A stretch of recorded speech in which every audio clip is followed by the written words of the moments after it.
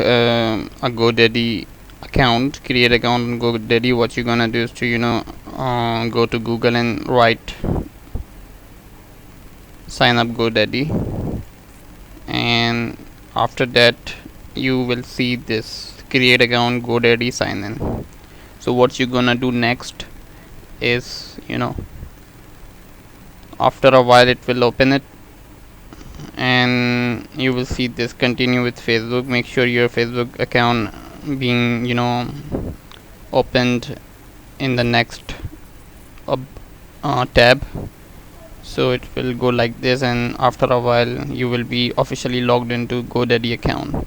So this is how you make your GoDaddy sign up, and it's very easy, simple.